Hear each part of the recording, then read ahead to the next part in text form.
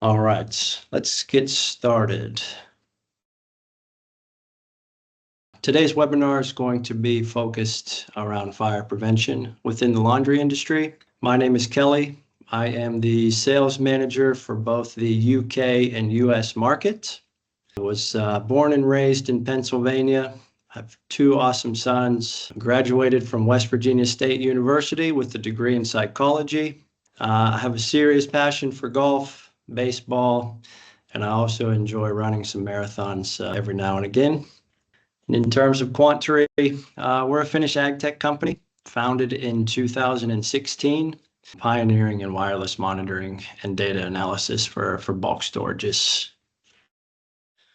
The working principle of our system, you will see first there a list of our probes. So specifically for laundry, the orange probe is in the middle, which is what we're using in your industry. Next to those probes is our base station, which comes equipped with the SIM card.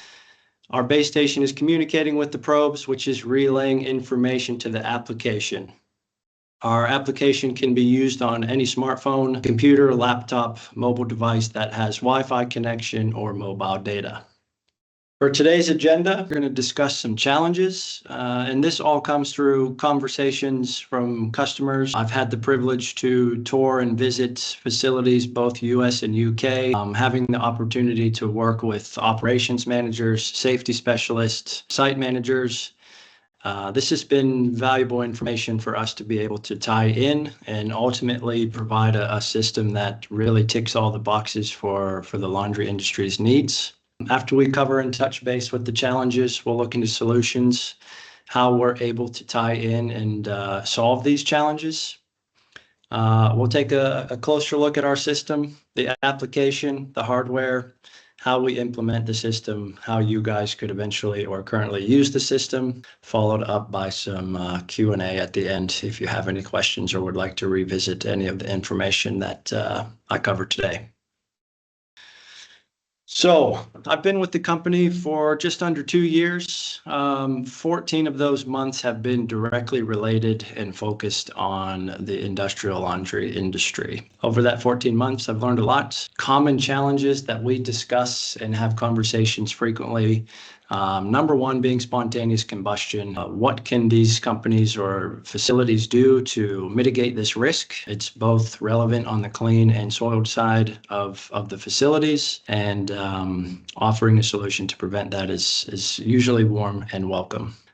Safety on the production floor, there's a lot of moving parts, people moving in and around the facility at sometimes all time of day and night. Property damage and shutdown is something that we definitely want you guys to avoid by early detection. Human error is definitely a potential cause for these instances that do occur. We do have conversation and have talked with people who have previously had fire that, maybe somebody got the Friday itch and, left off a bit earlier than expected or forgot to maybe monitor or check temperatures after the cool down. These things do happen, and we're able to provide a solution to mitigate these.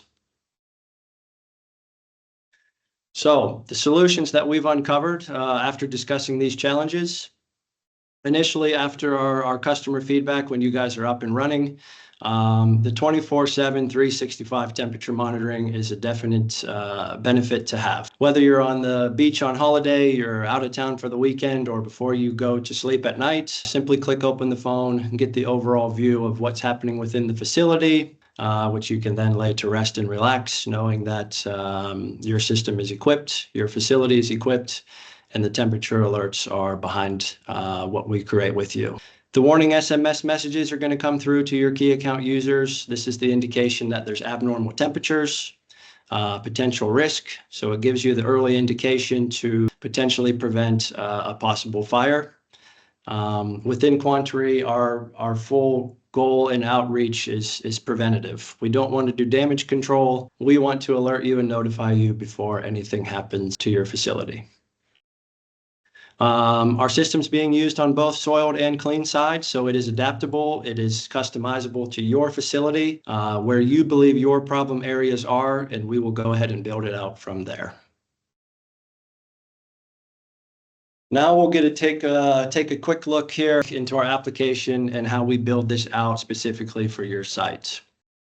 Each system is sent out and it is customized and created directly for your specific needs at your facility. This is really neat to the point where we can break down each section of the facility that you will be potentially using the probes. We can allocate specific probes for specific sections, map out the facility so those specific sections of the facility have alerts, which are specific for the items being monitored. And this gives you access into each one of these sections, which will give you temperature data and visual of the probes that belong to this section.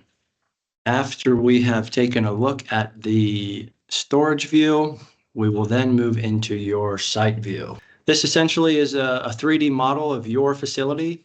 From a quick glance, especially kind of off hours and evenings, if you take a look at this map that will help you guys create, you will be able to see the highest recorded temperature in that specific section of your facility. If you see a temperature that you don't like or looks a little bit higher than normal, you simply click the box. It takes you into the 3D build where you can find that probe that's reading the highest temperature. For a more in-depth look, we will then take a look at our probe view. Our development team has done a great job by color coding this section of the application. You can see at the bottom of the screen, there's a nice light colored green temperature.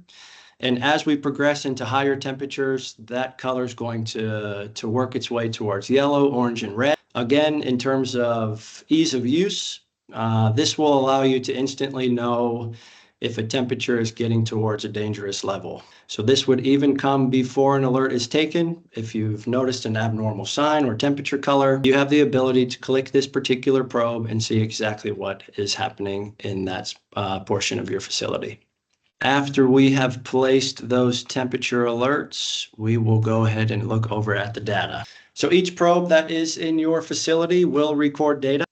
These will be time-stamped as well as dated in terms of seeing which particular items react in certain ways. I get often asked the question, what is the actual temperature scenario where spontaneous combustion happens? And the actual truth in that is I don't have that specific number.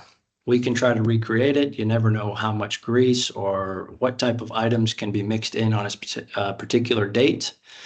But by using the data, logging time information as well as temperatures, we can use those numbers to create those alerts specific to those sections in your normal workflow. So you will receive the alert in plenty of time before any smoldering or smoke takes place. This is extremely useful for internal use as well as for your insurance provider to show that you guys are taking the stance and doing what you can to prevent fire. Looking at our hardware, we've selected the bright orange probe. Pretty simple and straightforward. It's easy to spot. 40 centimeters or 16 inches in length. The probe ID that you see on the head will match within the application, which will also be positioned in a specific area of the facility. So if you get an alert, you will get the probe ID number 921, where it's located. You simply enter that storage, click the probe, and check the temperature history of what's been going on. Each probe comes with one lithium battery. Battery life is typically 1 year to 2.5 years. This depends per use case, so how often these probes are withstanding higher temperatures and resting in these higher temperatures. Our probes do have a limit what they can withstand in terms of heat. If they're regularly kept over 100 degrees Celsius, our probes are not able to withstand these types of temperatures. Which is also an indication to take a look at what we're monitoring if they're continuously reaching and staying at these temperatures. With our base station, SIM card comes included. Our max range for the base station in communication with the probes is roughly 200 meters. That's calculated through free space. Touring facilities, walking around, I understand that there's a lot of moving parts. There's metal objects.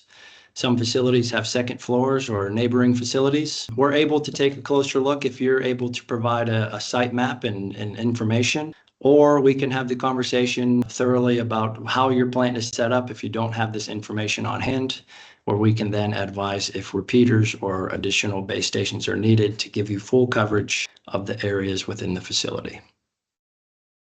and a customer success story. I enjoy kind of sharing this information. Crown was one of our first customers. I've worked very closely with them over the past 14 months. They came to us with the question of different ways that they could potentially try and use.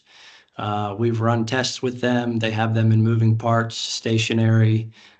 They've been really helpful in providing quality information to not only help us improve our system, but offer an outreach and a resource for others to reach out and discuss our system with them as well. They've been using the system for almost as long as I've been here, and they've had great results in terms of preventing fire, improving their system and workflow, and continuing to keep fire out of their facility.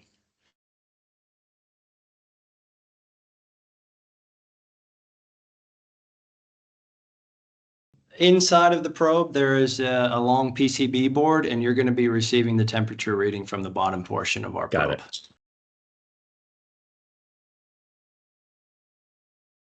No. So before we ship these out to you guys, they are calibrated in our facility.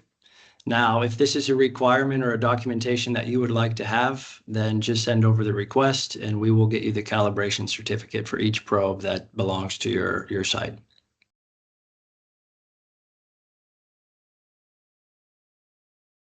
Part of the build out of your site would be us joining a call similar to this. We're going to discuss your facility, where these areas of the facility that you're going to be placing the probes. From what we've learned and outfitted larger operations as you're discussing is that although a lot of pieces are moving, generally they have an endpoint where they will either rest for a period of time or finish for the end of the day. So part of the storage build out for that part of the facility, we will build out those particular areas of your facility. And in terms of placing the probes, depending on how or what you're storing the probes in, it's simply just inserting those into the center of that particular area.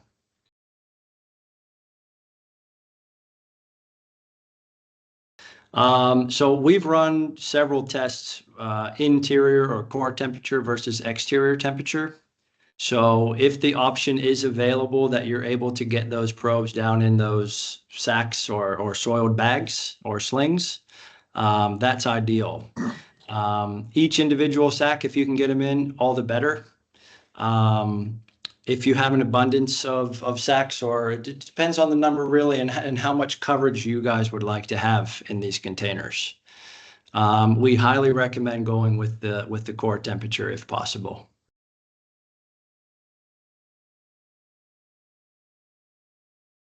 Yes. So what we're able to do, it's a relatively quick fix. So inside of the application, we recommend not to change this ID as it's registered to the account. But we'll go probe to probe. If you have them in slings that have numbers, if you want to orchestrate kind of a parking lot or system where number one is always in that particular space, we'll then go ahead and make the change in the application and also show you how to change the probe name for future reference. All right. Well, I appreciate everybody joining in with us today to discuss fire prevention in our system. Please feel free to reach out if you have any remaining questions following that come up. I'm happy to help and conversate to discuss your facilities a bit further. So thank you all for your time.